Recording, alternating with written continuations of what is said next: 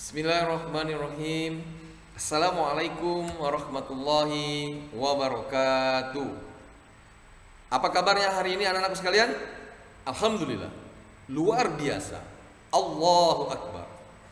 Semoga anak-anakku sekalian semuanya dalam keadaan sehat walafiat, tanpa kekurangan sesuatu apapun, tetap semangat menjalankan aktivitasnya, bersemangat menjalankan pembelajaran hari ini, ya. Nah, hari ini kita akan membahas tentang permainan bola kecil. 2 minggu yang lalu kita sudah membahas tentang permainan bola besar. Tentang apa permainan bola besarnya kemarin? Ya, sepak bola. Hari ini kita akan membahas tentang permainan bola kecil. Tetapi sebelum kita memulai pembahasan ini, marilah kita buka pertemuan ini dengan bersama-sama melafazkan lafaz basmalah. Bismillahirrahmanirrahim. Nah, permainan bola kecil. Hari ini kita akan membahas permainan bola kecil. Apa itu? Nah, bola kasti. Anak-anakku sekalian mungkin sudah tidak asing lagi tentang permainan bola kasti ini. Sudah ada yang bermain belum? Ya, pasti sudah pernah bermain bola kasti. Ya, permainan bola kasti merupakan salah satu permainan tradisional. Permainan ini menggunakan bola tenis dan alat pemukul. Permainan bola kasti biasa dimainkan di arena terbuka. Permainan bola kasti merupakan permainan beregu atau kelompok. Nah, dalam permainan bola kasti ini, yang alat yang digunakan yaitu bola tenis dan pemukul, ya. Kemudian nanti ada tempat hinggapnya. Tempat hinggapnya itu bisa bendera ataupun tiang ataupun pohon dan lainnya. Ya, kemudian permainan bola kasti ini biasanya dimainkan di arena terbuka dan merupakan permainan beregu atau kelompok. Nah, anak-anakku sekalian, di dalam permainan bola kasti ini ada beberapa hal yang harus diperhatikan.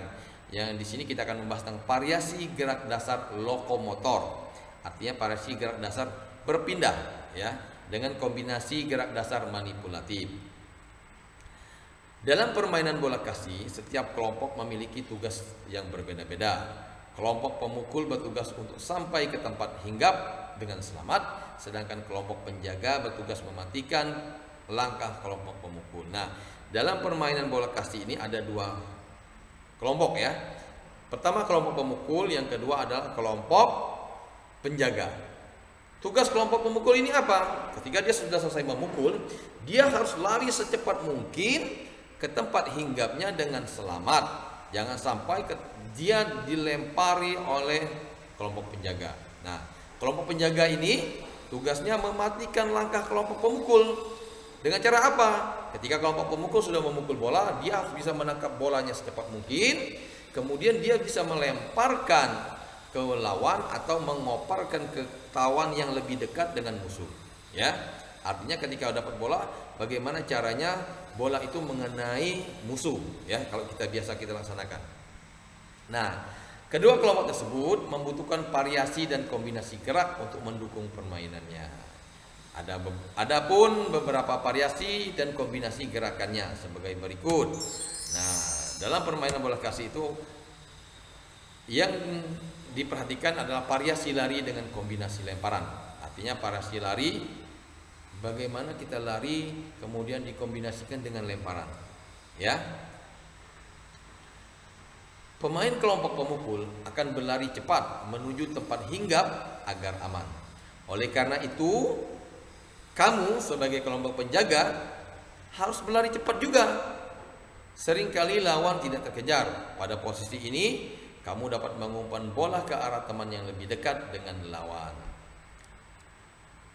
Selain berlari cepat, kamu juga dapat berlari pelan kemudian melempar bola.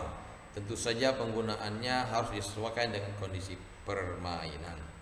Nah, jadi ketika kelompok pemukul sudah memukul bola, bagaimana kelompok penjaga ini, dia harus dapat bola, ya. Kemudian bola tersebut dilempar ke lawan atau dioperkan kepada teman yang lebih dekat dengan lawan, agar teman yang lebih dekat dengan lawan tadi bisa melemparkan musuh dan mematikan musuhnya, ya. Itu semua dibutuhkan apa? Lari cepat, ya, lari cepat. Nah, dalam variasi lari dengan kombinasi lempar ini ada beberapa hal yang harus kita perhatikan, ya. Yang pertama, yang harus diperhatikan langkah-langkah variasi lari dengan kombinasi lempar, yaitu berlari mengejar lawan dengan mengubah kecepatan lari dari pelan ke cepat, ya. Kemudian yang kedua, saat berlari pastikan memegang bola dengan kuat. Jadi jangan sampai ketika kita berlari megang bolanya pelan, bisa bolanya lepas dan musuhnya ataupun lawannya sudah berada di tempat hinggap lebih dahulu daripada kita. Yang ketiga, jika kita sudah memperoleh posisi nyaman, lemparkan bola secara melambung atau mendatar ke arah teman atau lawan. Artinya, ketika kita dapat bola sudah posisi nyaman, kita bisa melemparkan secara langsung ke lawan atau ke teman. Ya, kalau ke lawan kan biasanya kena. Ya. Kemudian yang keempat, perkirakan posisi teman atau lawan agar umpannya tepat. Jadi ketika kita harus bisa mempunyai timing kapan harus melempar, ya, dengan berlari, dengan kombinasi lempar tadi kapan kita harus melemparkan ke teman ataupun ke lawan, ya. Itu yang pertama.